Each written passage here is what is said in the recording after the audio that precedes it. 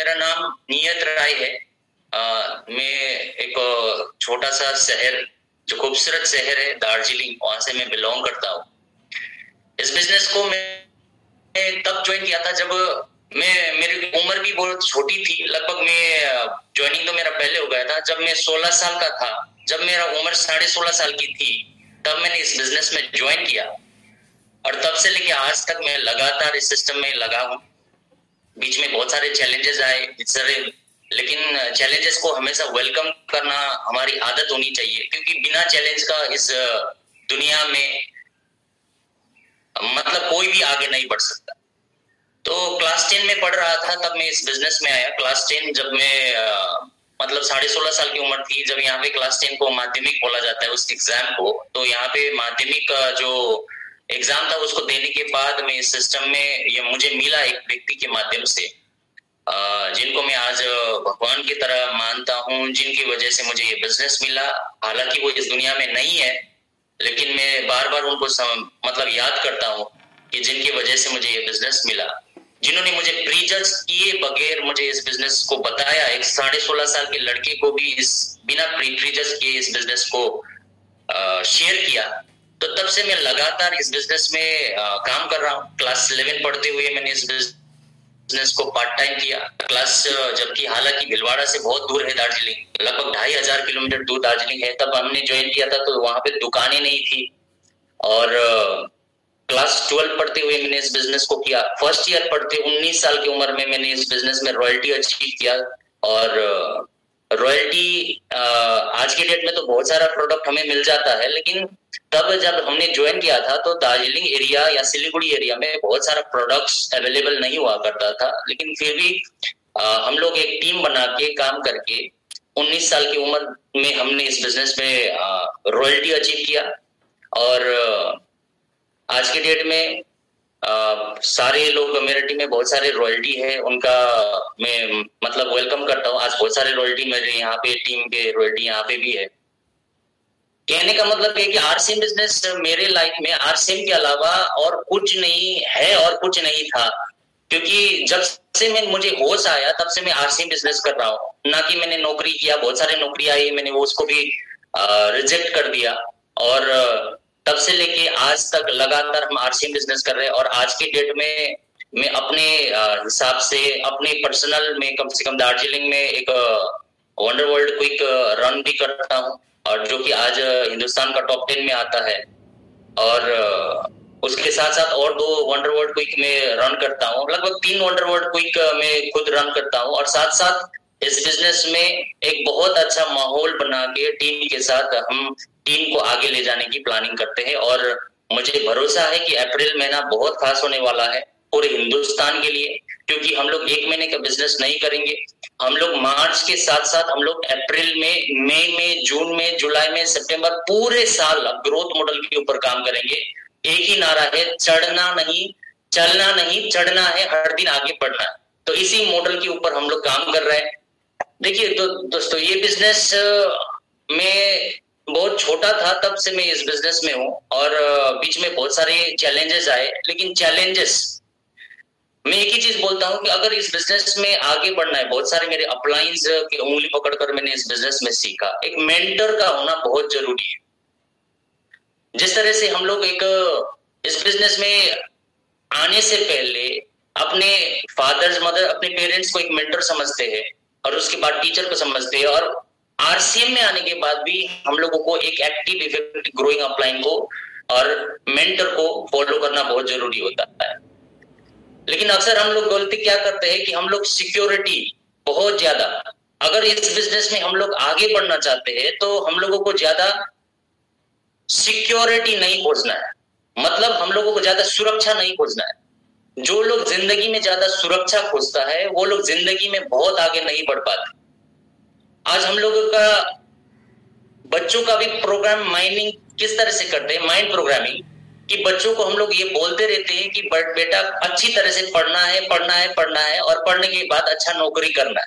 इस तरह से हम लोग अपने बेटा को, अपने बच्चों को प्रोग्रामिंग करते हैं बचपन से लेके।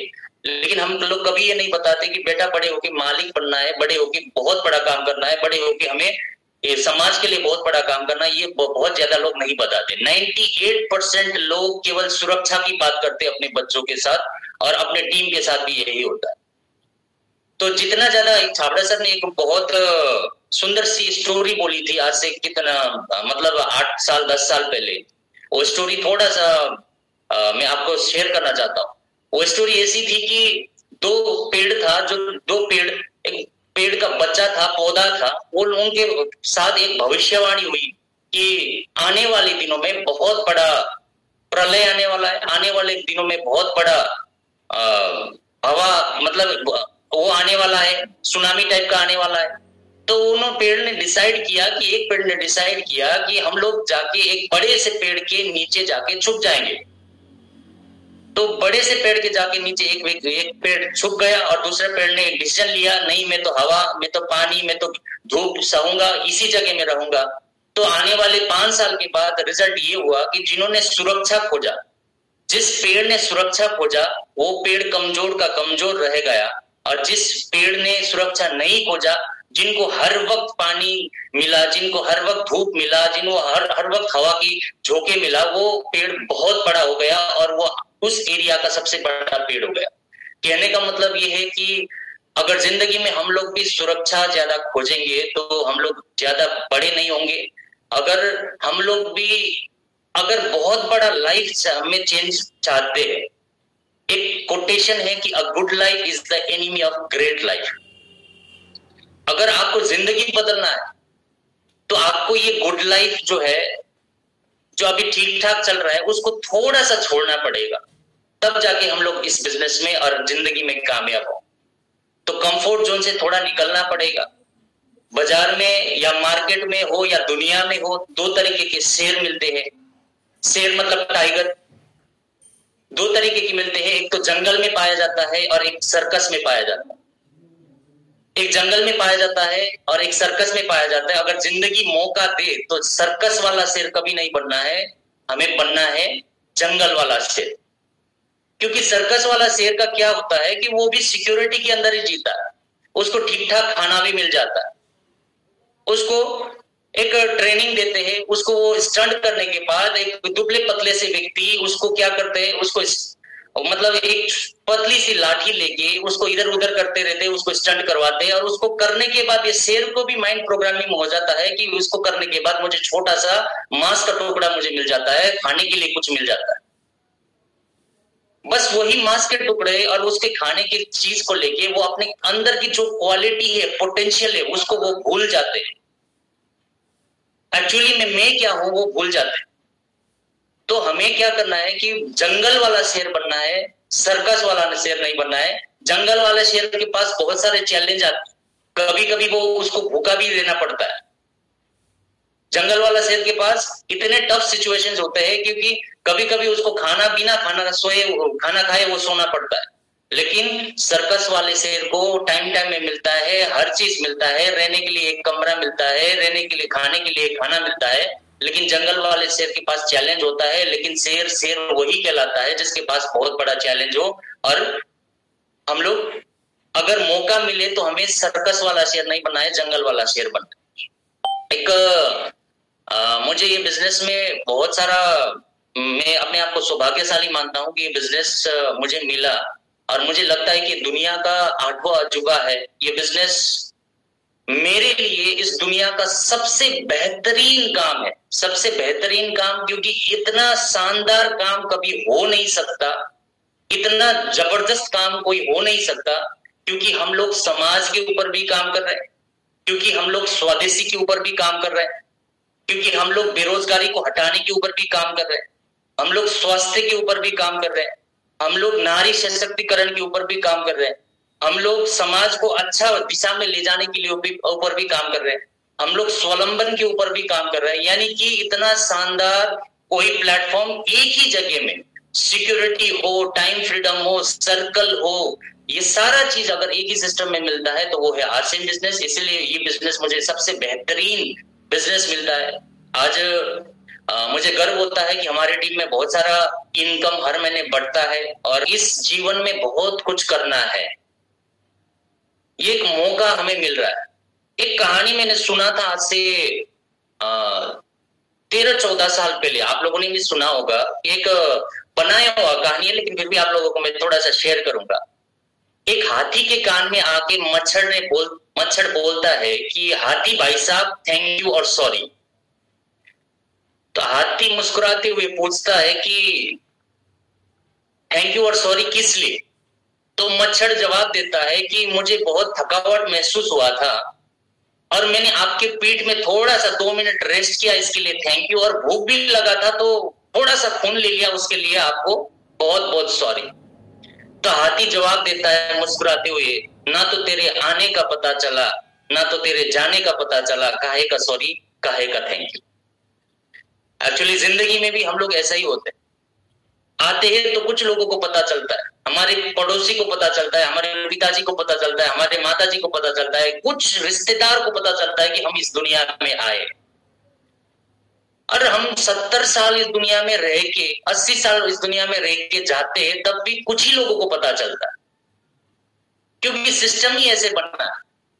क्योंकि हम लोग जिंदगी में बहुत बड़ा कोई ऐसा काम करके नहीं जाते हैं, क्योंकि हम लोगों को जाते वक्त भी केवल इतने ही लोगों को पता चलता है जितने लोगों को हमें आते वक्त पता चलता है। तो एक कहावत है कि जिंदगी बसर कर ऐसी कि आप हंसते हुए चले जाए और ये दुनिया रोए। तो हम लोग जिंदगी में काम ऐसा करना है, क्योंकि हमें ऐसे कौन आया था कौन गया था ऐसे काम नहीं करना है। आरसीएम बिजनेस हमें मौका दे रहा है, मेहनत करना है यहाँ पे। कुछ लोग सोचते हैं कि आरसीएम में मेहनत करना है, बाकी दुनिया में मेहनत करना नहीं पड़ता है।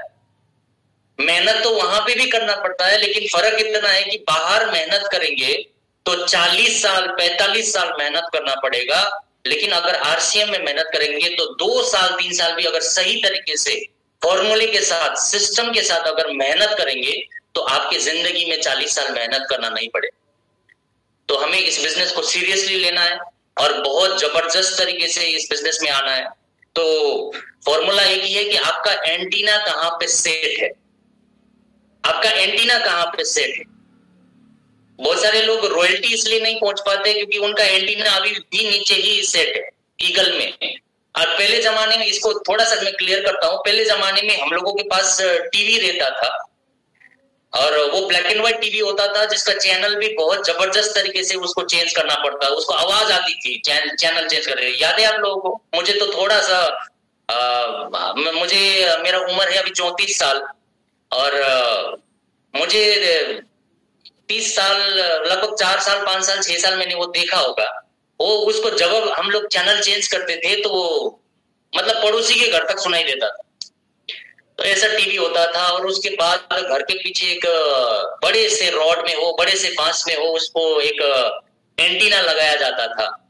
और हमारे यहाँ पे दार्जिलिंग में तो ऐसा ही होता था, पूरे पता नहीं पूरे हिंदुस्तान में कैसा होता था, लेकिन उसको एंटीना बोलते थे।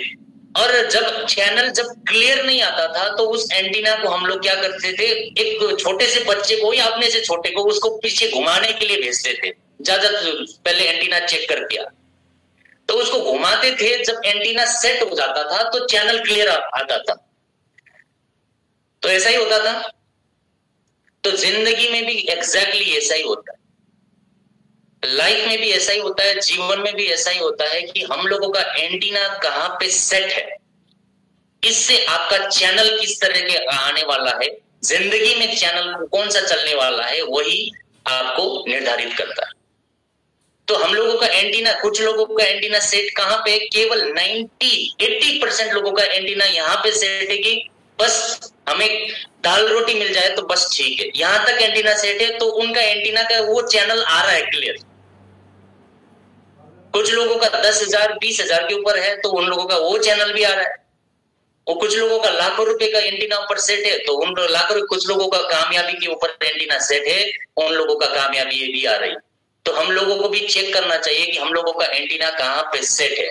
पहले अगर एंटीना हिल रहा है तो उसको पहले सेट करिए कामयाबी के ऊपर, तो हमें इस बिजनेस से बहुत बड़ी चीज मिल सकती है। तो पहले हमें एंटीना को सेट करना पड़ेगा, सिक्योरिटी से थोड़ा सा कंफर्ट जोन से बाहर निकल के काम करना पड़ेगा और थोड़ा पेशेंस रखना पड़ेगा। जिंदगी में अगर आगे बढ़ना है तो ये आज का बिजनेस नहीं है, तो हमें पेशेंस के साथ इस बिजनेस में आगे बढ़ना पड़ेगा। 6 महीना कम से कम अपने टीम में ये बताना है कि कम से कम 6 महीना तो भाई सीखने के ऊपर ध्यान देना है। और जितने भी यूथ से यहाँ पर बैठे हैं, मैंने भी यूथ से शुरू किया था, 16 साल की बहुत कम उम्र होती है।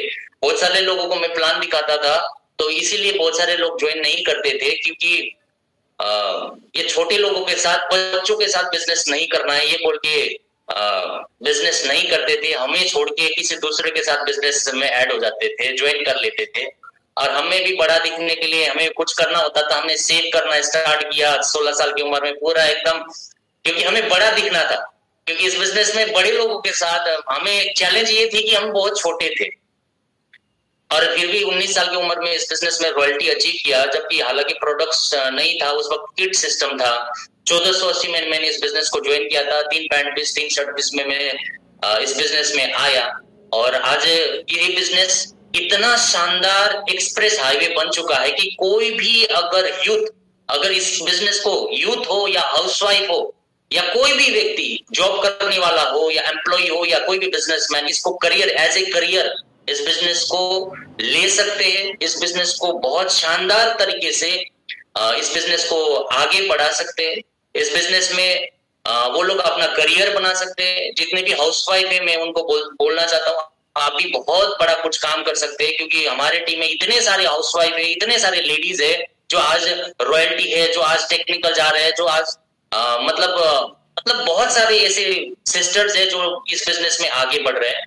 बहुत सारे स्टूडेंट्स हैं। मैं आप लोगों को भी ये बोलना चाहता हूँ कि इस बिजनेस में आपको मौका दिया है, एक रोल मॉडल बनाइए, आप लोग एक गोल सेट करिए और इस बिजनेस में बहुत जल्दी आगे बढ़ सकते हैं आप लोग। आरसीएम बिजनेस 8वां अजूबा है, और मैं आज के लिए अपनी बातों को यहीं पे विराम करता हूँ, और आप सब लोगों को अपने उज्जवल भविष्य के लिए बहुत बहुत मैं शुभकामनाएं यहाँ से देना चाहता हूँ।